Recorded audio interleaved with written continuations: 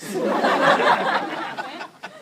But luckily, my friend let me borrow her ukulele, which is 2 strings less and a little easier to play.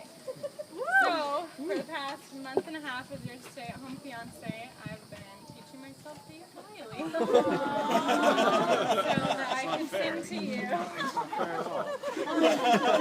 So this is my rendition of Adam Sandler's I Want to Grow Old With You.